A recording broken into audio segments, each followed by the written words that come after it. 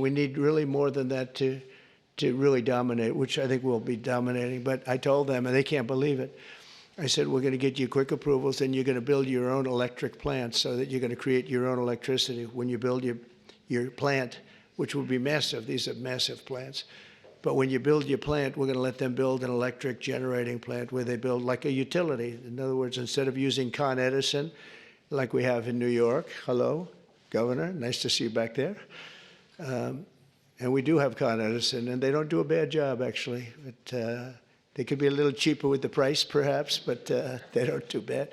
But we build our own utility. They can have their own utility. If they have any extra, they can put it onto the grid. But this way, they're not subject to a bad grid or a dangerous grid or a grid that gets taken out by bombs or war or anything else. So they actually couldn't believe it. They said, you think you could get that approved? Yeah, I'll get that approved very quickly.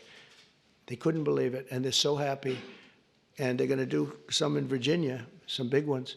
But we're going to go, and this way, it's really a self-service. They just have this massive building with a large electric generating facility that'll be powered by natural gas, mostly. Some will use coal, some will use nuclear, clean coal. I only say clean coal, but some will use nuclear. They have their right to do it. None will use wind, because wind doesn't work.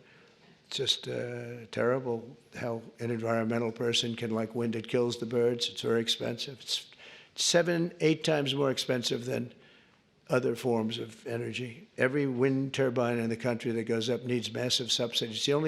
It's really the only energy that needs subsidy, essentially. The solar's doing okay.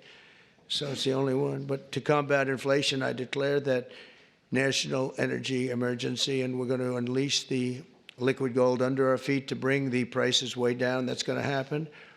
And again, we're going to have a big part of that's going to be natural gas, which is very, very clean, and clean coal. We're going to do as many forms of energy as we can. And it's going to be something I think everybody knows, and you're going to call me or anybody else if you have difficulty or problems, but you're going to have levels of business being brought to this country that you've never seen before. The tariffs are bringing them more than anything else. The country's bringing them, but the tariffs are bringing them. They hadn't been here, and we're creating tremendous tax incentives. But the biggest incentive is they don't want to pay 100% tariff or 200% or whatever it may be. And as you know, we're going to be announcing tariffs on cars from foreign countries of 25%.